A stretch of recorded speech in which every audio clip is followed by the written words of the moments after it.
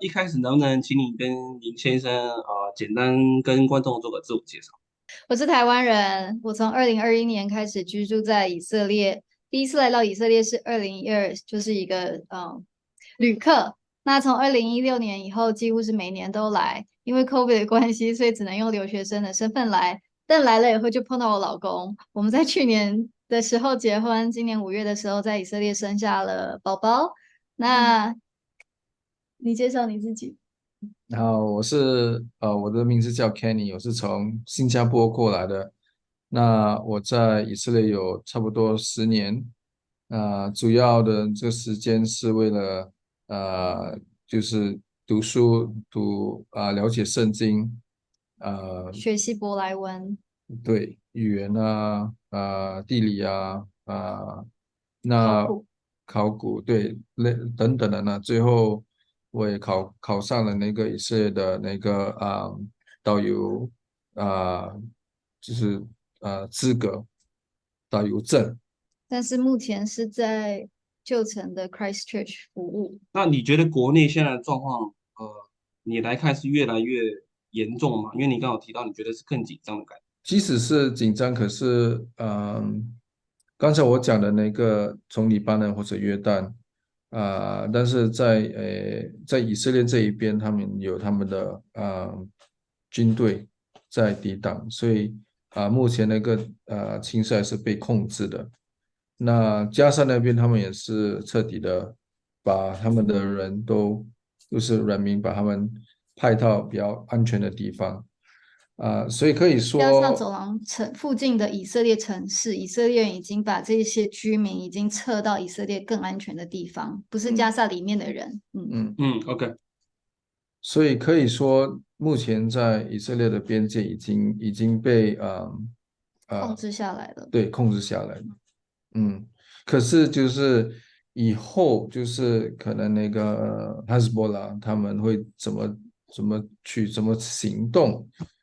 每个人都在关注，嗯。那也是在关注那个加沙啊、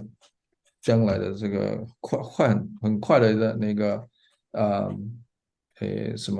发展。就是意思是说，以色列敌人不是只有哈马斯，还有黎巴嫩真主党，然后可能也有约旦那边来的巴勒斯坦人。以色列它是一个就是国土跟3个国家连在一起的，叙利亚、黎巴嫩、约旦，哦还有埃及4个国家，所以它在防守的方面，它不像台湾一样是一个海岛，独立的。以色列有土地连在一起的，所以真的是比较困难。嗯。OK，那如果说假设未来的，因为我昨天跟今天都看到各国开始撤侨的动作都比较大嘛，那如果说情况变严重的话，像新加坡或者说台湾这边，你们有收到任何的通知吗？其实继续在。但是部已经都有说了，就是请国人就是离开，但是不对，是新加坡那边的大使馆是说，他们要新加坡人离开，可是如果推你荐吧。可是如果你要留下来的话，就是要保持高度警觉。那台湾这边的话也是有说，如果国人想要离开的话，但是因为很多的国人他们是嫁过来的配偶，或者是就是娶以色列人的配偶，但比较多是女生嫁过来，所以他们也不是说就离开，因为他们家的孩子可能已经正在当兵，他们没有必要就是搭一个包机，然后回台湾，然后留自己的孩子在这里打仗。所以那个时候办事处这样调查以后，真的有意愿要离开的台湾人不多。那除了这种是配偶型的，也有在这里是可能是教会的人或者是留学生，因为是常住在这里，大家其实心里有底，知道以色列即便他是在打仗，但是他是在一个被控制的情况之下，所以调查结果就是没有足够的人数去凑那个包机，所以我能够讲的是，因为我们2个有经营频道，所以大家看到我们说，啊，怎么还在以色列？可是事实上有更多是大家没有看到的台湾人还住在以色列，然后相信以色列一定会得胜。那在这个情况，我们与以色列站立，我们不是只是嘴巴说说而已，我们是人真的是相信以色列他在这里，然后他需要我们大家一起跟他一起站立。那回到第一天发生的情况，你自己的经验跟感受是什么？我觉得有点像是外国人如果在台湾，然后碰到地震很大的那种，那对可能其他台湾人会觉得说，哦，有点不一样，可是表现不出来，因为我们还是会自己去评估说，这大概5级，这大概6级这样。哦，对，那可是如果我外国人知是台湾人，道他们就会很怕，对，就会觉得这已经很严重了，你们为什么不怎样这样？那以色列这边的话，它每一年都有这个国土前线的给我们的一个演习，意思是对，说，我们知道警铃声是什么样子，然后要去防空洞，有演习过。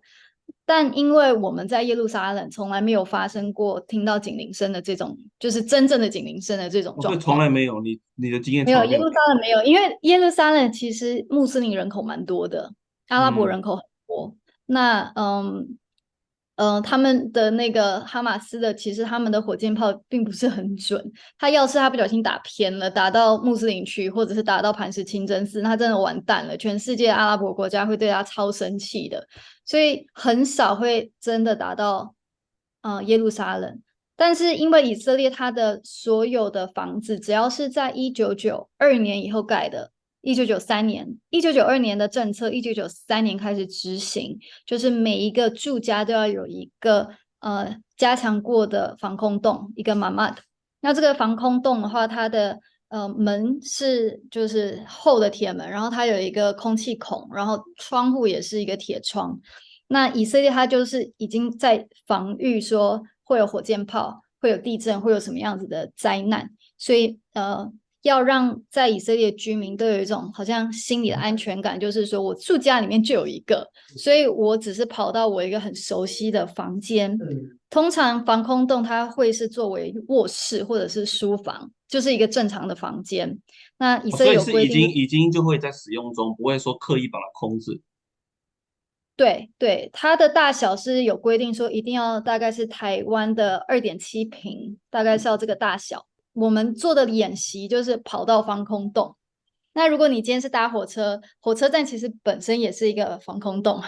所嗯，以以色列人他知道会有战争，他不是害怕战争，说啊战争来了我要跑，不是，他是战争来了，OK 我要保护自己，然后接下来他要组织什么，打败敌人。所以他是一个处于一个他 ready 的状况，他不会就是敌人还没打我，哎，他不会是敌人才刚打我，然后我就已经那个下线了这样。不过跟台湾的概念是不太一样，因为你知道你也是台湾人嘛，因为在台湾其实很多老房子非常多，老房子的地下室其实你去它早期都是做防空避难室，是对对，但是尤因为其是尤以色列，其是老公寓的地下室，其实但是台湾人地下室，我觉得台湾人普遍没有这个概念。我小时候在小学的时候，我有跑过一次，就在学校，然后下面，然后合作社也在旁边。可对是以色列的有那种是公家的，但是因对，为因为它是有历史背景的，就是因为海湾战争，所以我还蛮感谢上帝，就是我跟老公结婚以后，我们搬到这个房子，我们从来都不觉得我们会用到防空洞。当客人来到我们家中，我们都是开玩笑啊，你住在我们家最安全的房间，嗯，真的用到了，所以真的是上帝知道，好，哎，所以阿咪，所以你说你在耶路撒冷从来没有听过那个警报声嘛？那当你第一次有练习的时候听过，对，那你第一次听到的时候，那你认知到这真的是战争发生，那你当下的感受是什么？我其实听到以后，我觉得是练习耶，因为我第一你还是认次听到，为是练习？对，所以我第二次听到，哎，这么早在练习，然后因为那个时候，其实我那一天早上特别早起处理宝宝的事情，然后我们是回头睡觉，然后8点多，然后老公他突然就因为响了，然后老公就抱宝宝，然后我说是练嗯，习吗？他说我不觉得，所以我们就是先跑去防空洞。然后看看是什么样的状况。所以到那个时候都不觉得怎么样，然后只是要离开的时候，警铃声又再响一次。那一次的时候就有那个砰，在天空中有砰传来的那个声音，那个代表的意思就是说，以色列有铁穹系统，铁嗯哼，穹系统就是专门用来拦截哈马斯射过来的火箭炮。那铁穹系统很贵，一枚要$50,000。那可是这个系统又非常的重要，所以以色列很贵，因为很多的钱要进入到国防预算里面。那我们听到那个泵以后，就心里就落实了，就是知道说，有拦截到。虽然对就是解释了我们为什么跑到防空洞，然后我们反正也安全了。可是嗯哼。奇怪的就是，事情没有结束，我们就越跑越多次，一直听到，所以偷偷微微跑了9次。那非常在短的时间之内连续听了。从8点多到11点多跑了9次，这样。一碗泡面就吃了2小时。通常我们早餐不吃泡面，但是因为那天觉得好像怪怪的，还是吃饱一点比较好。所以，所以那个时候那时候你就有意识到，你听到这个秘籍就有意识到可能是不太一样。是知道好像是被攻击了，然后因为你听到了，所以你知道一定有事情发生，可是你不知道严重性。那我们到下午的时候开始看到群组里面就有一些谣言，就说恐怖分子跑进来，然后逮捕人质，然后还杀了一些人，在这些人自己的家里面杀了一些人。那个时候就觉得不可能啊，因为我是以色列耶，我怎么可能什么哈马斯然后自己跑进来？不可能，我们不是有边界吗？边界不是有警察吗？不是有坦克车吗？不可能嘛！所以就觉得只是谣言。可是后来就开始看到照片，然后这些照片完了以后，以色列自己的新闻网站就已经证实了，就是嗯。这些事情是真的，真的人质被带过去。那从一开始说，有2个家庭，那变成50个人，然后变成我们现在知道的150个人，然后被杀的人数也是从100、200，然后因为音乐季的这些年轻人的关系，260具尸体躺在地上，就突然数字就跳到了500，然后600、700、900、1100、1300。所以我们其实是慢慢，我们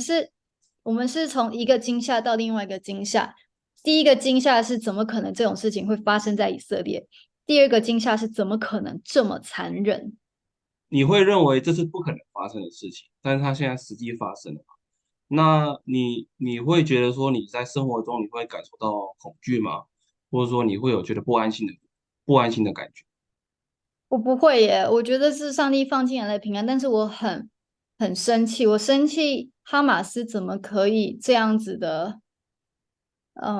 不尊重人性，这都是很宝贵的生命，特别是当你看到照片是孩子在他的自己的床上或者自己的那个摇篮上面，你就算没有看到孩子本身，你看到血迹，你都会很心疼，他需要经过这样子的一个残忍。他们没有做错任何的事情，我不知道为什么这么多网友说，什么他们也很可怜。可是问题是，以色列没有跑到加沙走廊，然后乱射杀孩子，那些都是假新闻。以色列的士兵其实都是我们认识的人的谁谁谁，都是以色列人的孩子。就算有几个他们是可能在网络上就是不知道是用什么样子的方式，可能让大家误会，让他们以为他们是没有人性的。可是那都是我们所谓的媒体战，真实的以色列跟大家看到的所谓媒体上面那种是不一样的，他们是有自己很高的一个伦理价值，杀与不杀，恐怖分子就是要怎么样子抓，这些拿捏，以色列他们是很挣扎的，并不像哈马斯一样偷偷摸摸的跑进人家家。意思就是说，以色列的军队不可能是用那样子的方式这么残忍的对待加沙走廊的人民，可是网民居然要用这样子的方式来比较，说，诶，你们不是也是这样子残忍对待他们吗？请问证据在哪里？我就觉得很无言。今天已经这么明显，哈马斯犯下了这么大的罪行，为什么网民还要再帮哈马斯说话？同样的，我们都知道哈马斯跟巴勒斯坦人民是两件事，一个是一个思想，恐怖分子的思想。我是台湾人，可是我的思想可能是自由的，可能是激进的。我们今天在讨论的是一个激进的主义，一个恐怖主义应该被打击，应该被制裁。可是大家都把焦点移到人民的苦难，这是两件事，这真的是两件事。你自己的感觉是，你并不担心嘛？你生活中有你的信仰，那你也相信以色列。那你们的路上呢，或是大街上呢，你们整个以色列的氛围是怎么样子？那我老公他出去的时候，他也是尽量的去，就是也是帮助我们身边有需要的朋友邻居这样，所以不是出去玩，是出去办事，然后就赶快再回来这样。那其他以色列人他们是更勇敢，那他们还甚至那种叫什么义工机构去当义工去帮忙，就嗯，是整理物资，然后有些我们的朋友也是去送物资到可能是相对比较危险的地方。那每一个人能够承受风险的程度不一样，那我们做我们能做的，嗯。那你上班呢、上课呢、上学是全面停摆的状况。以色列它有36万个人被呼叫回去当预备兵，所以对，学校已经延期开学了。那目前的话，大学就已经延期到10月22号才开学。以色列它刚好是3大节气，那秋天的节气是祝棚节，嗯哼，对，哈马斯他们就是选择以色列人在过节，就是大家都很开心的时候发动攻击。那所以因为过节的关系，学校本来就还没有开学，那现在就是延后开学。那孩子就是一般的小学、国中，他们也就是先都不开学，看情况怎么样。那因为这些孩子都在家，然后有些人的家里的男丁又被呼叫到战场，那可能就是一个妈妈带一个孩子，或带2个孩子，或更多的孩子。像我们的朋友，也就是这样子，他的先生被叫去当预备兵，那他就是一个人带2个孩子，其中一个孩子也才刚出生没多久2个月吧。所以这就是现在的情况，没有人有正常的生活，没有办法上班啊，因为被叫去当预备兵。然后女生的话又要在家照顾没有办法去学校的孩子，所以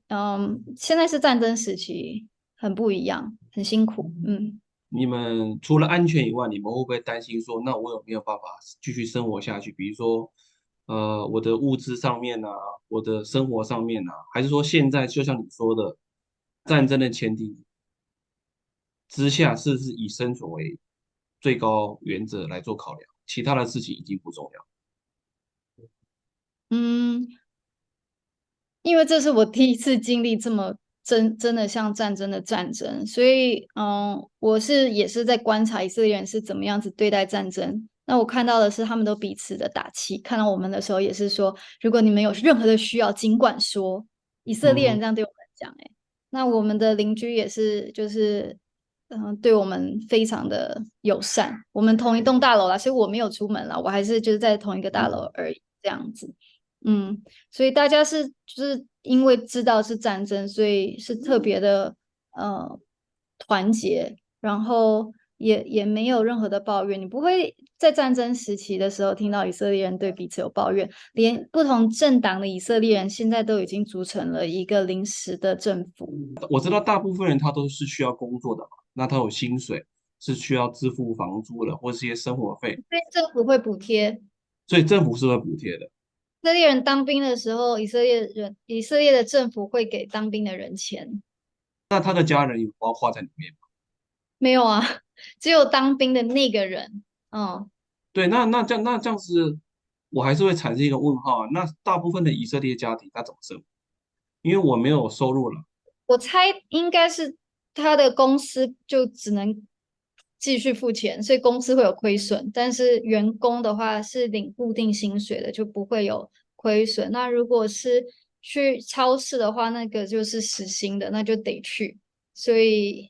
确实是很困难。这也是为什么以色列也是在对外在号召大家来就是捐款啊、捐物资啊，因为他们的能力也是有限的。那国家的话，有钱就是都拿去买那个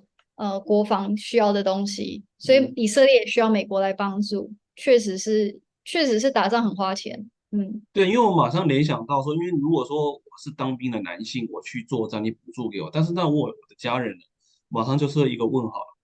那对啊，时间拖多长也是一但是个问号。房租也是要继续付啊。如果是开餐厅的，那他的餐厅的店租也是要继续付，但是又不能开门，开门也没有用，没有客人，对，因为困难。我马上联想到是因为像其他国家我不知道，就对，算我觉得台湾好了。你很聪明。我可以举一个例子，2000年到2002年的时候，以色列这里发生了第二次大起义，是巴勒对，斯坦人对以色列人就是攻击，用自杀嗯炸弹的方式。那在这之前呢，其实以巴之间是没有边境的，没有所谓的隔离墙，嗯这是这嗯20年才有的产物。那因为我们大家还有用网络人，通常都是年轻人，所以我们的嗯认知，我们以为这个东西从以色列建国1948年到现在都一直存在，其实不是，它不是70年的产物，它是这20年的产物。那为什么会有嗯这个东西？就是因为要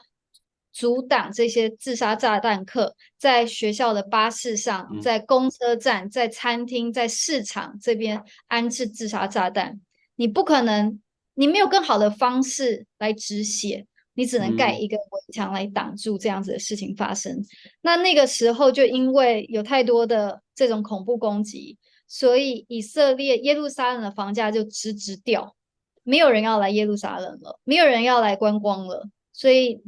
战争真的会影响以色列的旅游，很大的影响，也影响这里的经济。所以这场战争，大家预测也是这半年内可能就会像 COVID 的那时候一样，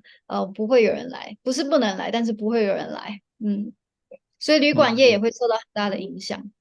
以色列人其实可能他在潜意识里面他就有这种我们国家随时会打仗的这嗯种潜意识，所以在很多的行为你都会看到以色列人跟其他国家的人不太一样。嗯那有其中一个行为就是，他们买东西的时候都买整车的。嗯，你一般去超市你不会，你除非它是批发 Costco，那我没话说。但它只是一般的超市，然后你都看以色列人买整车的东西，好像哦，所以他们有物资的概念。他们很有，就是不知道是潜意识还是有意识的，每次买嗯，都是买一大堆，然后家里的东西基本上都是满满的。那以你的角度啊，你长期的局势上来看，你怎么看这场战争？我觉得终于可以斩草除根，因为哈马斯他一直都对以色列具备这么大的威胁，可是以色列一直跟别人讲哈马斯是一个恐怖分子，是一个恐怖组织，可是没有人觉得是，直到哈马斯他真的做了他一直都说他要做的事情，就是歼灭以色列，然后大家终于才看到了。就是邪恶的人可以真的这么的邪恶，不是在恐怖电影里面而已，它是比恐怖电影里面还更恐怖。如果看到这些婴孩，看到这些妇女，我觉得人可能因为看电影看太多，有一些麻木。我有一个留言，我删掉了啦，我是会删留言的人，他就说强奸妇女有证据吗？那我就觉得你的人这个你不性在哪用理他了，做这个就是这样子。标准的 hater。可是我觉得人要有同理心，就嗯是他们这些人他们是无辜的，我们需要分善与恶，不能够嗯把恶人的恶，然后给他一个合理化的行为来解释他可以这样子的继续的作恶。恶就是要说这是错的，不可以好像是模棱两可，然后碰到善的时候，你又不觉得这有什么了不起。所以为什么会说有强暴？就是因为有活下来的人，他已经看到他身边人被强暴，强暴完以后被杀，然后他活下来了，他的口供就已经是一个证据了，他不需要给你一个什么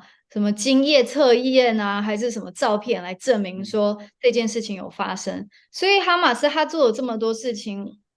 大家终于看到了他的真面目。那大家可以嗯终于一起来谴责的时候，我觉得就是要把握这个机会来支持以色列，让他们知道说，我们看清楚哈马斯是怎么样子的一个情况，然后我们终于明白你们这个国家为了自己的生存经历了这么多不容易，然后现在你们有机会去除掉哈马斯，然后以后再来谈以巴的和平，我们与你在一起，我们知道你们会选择做对的事情，然后现在最首要的是拯救人质，然后除掉哈马斯。所以我看这场战争的角度就是终于以色列可以做他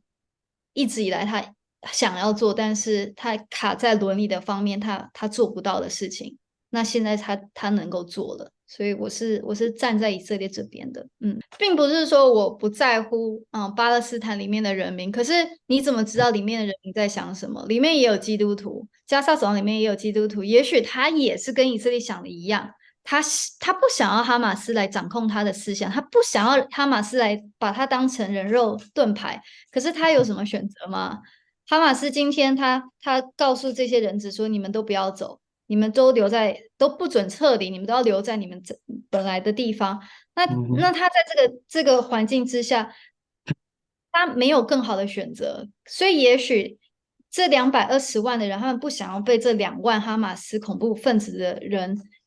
绑架，他们也许也是想要得到思想上还有身体上面的释放，他们也许他们是真的想要另外一个政府来帮助他们跟以色列做一个和平的协商，所以我觉得终于可以突破这个僵局，可能这阵子会对两方的人民都非常的煎熬。可是我是乐观，我是真的相信，就是和平是可能的。之前有那个国际的媒体，当然标题我觉得是耸动，有媒体说台湾是世界上最危险的地方嘛。那我也蛮想知道你的想法，就是因为你也是台湾人，那你现在生活在以色列，那嗯，像以色列这次的战争的发生，那你怎么看台湾现在的状况？我觉得是台湾人的民族认同感、国家认同感、归属感蛮不完整的，就哦，所以你是可能认为就是对还没有北还是有还归属感，凝聚？但是对台湾的归属感比较少。那今天如果同样的事情发生，要打仗，然后又有人告诉你说你可以选择不要，因为是一个民主国家，那我不知道多少台湾人会觉得说为国家牺牲是一个国民应负的一个责任，我不知道，因为坦白说，因为我是女生。所以我的思想里面，我也觉得说保家卫国不是我的事，是男生的事。嗯那我不知道男生里面会不会觉得保家卫国也不是我的事，是职业军人的事。我不知道到底这部分的比例是多少。但是因为以色列它是全民皆兵，那被招回去当预备兵的也包含女生，不是只有男生。那他们是每一个，因为当兵。你在里面，你培养了跟你的同才有很深的感情，是革命感情。然嗯后你又每一年都要见到他们。女生的话不是啊，女生结婚以后，她就解除了她的预备兵的这个要求，但是男生是，所以他们的民族认同感很强，而且他们也知道，他们无处可去，这世界上只有一个犹太国家。那我不知道台湾人会不会觉得说。我们还有别的地方去，我不知道会怎么想，所以我没有办法，就是好像很完整的去回答这个问题，因为我觉得这是我欣赏以色列人的地方，可能因为我知道我没有，就是跟以色列人嗯。比起来的话，我知道我没有。虽然我也觉得我爱台湾，可是我觉得我没有像以色列人爱以色列那样子，所以我在这里我在学习，那你觉得全民皆兵这个概念在台湾有可能？你觉得台湾嗯。人会接受吗？或者是说，台湾人看到国际事件的发生，会不会反思说，台湾人是不是呃也是个选项？全民皆兵这部分，我觉得因为要看他，当然每个人看法不同，但是我觉得嗯。因为你生活在以色列，我觉得你的感受会跟台湾人来的不一样。我觉得以色列人相信自己的国家，那他们有很多的教育是在讲他们大屠杀历史，在讲锡安主义，在讲他们怎么样拥有这个国家。他们每一年都有很多的节日在纪念军人，在 honor 就是尊荣这些为以色列丧命的这些勇士们、将士们。然后嗯，然后他们都会就是很深刻的去纪念，包含参加活动，然后还有站起来，有就是警铃声响起来的时候，他们会站起来，然后就是肃静1分钟、2分钟这样子，看不一样的节日。所以他们的文化里面有很多的教育，就是让他们知道，就是这个国家就是你，就是我，是我们的责任。那我坦白说，我在台湾可能，嗯，就是可能是因为台湾的蓝绿太多的嗯，这种不同意识形的阵营。态的部分。对，呃，还有那个什么本岛、本省人、外省人、嗯原住民，然后就变成我们的凝聚力确实就被打散了，所以我觉得有困难度。就是以色列它已经是一个很复杂的国家，但是他们每一年都是这样子的，不断的去做这些纪念的事情。那台湾可能还有一段路要去学习的。那你要先有这一段，你才能够跟台湾年轻人说，我们国家有难了，你要负责，因为国家就是你，就是我。你没有前面这一段，你直接跟这个台湾年轻人说你要做这件事，他会问你为什么。大家如果有空的话，可以去看阿密的频道，他正式的频道名称叫以色列美角，美角，就是 对，Mega 嗯。嘛，台语的 Mega 嘛。那你要不要大概说一下你频道的内容是什么？其实还是以旅游为主，因为我是希望帮助大家能够有一个在以色列愉快的体验。然后，我是基督徒，所以我是希望基督徒能够来这里的时候认识，从圣经的角度认识这个国家。但因嗯，为现在发生以巴冲突，那我认为基督徒也是要有立场的，不是说每个人都中立。这个世界不是只有中立，有时候你没得选，你只能选邪恶或者是光明。所以变成现在好像有更多的在分享我的政治观，但是我的频道主要还是以旅游为主，以信嗯，仰为主。所以欢迎大家，嗯，如果是战争过后才看到这个影片的话，可以看战争以外的东西。那如果你们是在战争时期看到的话，就是有兴趣的话，可以就是更多的来关注。那你最后你能不能用那个希伯来文介绍你自己？安妮是在台湾，那没有。哦，这么短就你要结束了。我介绍什么？我已经介绍完了。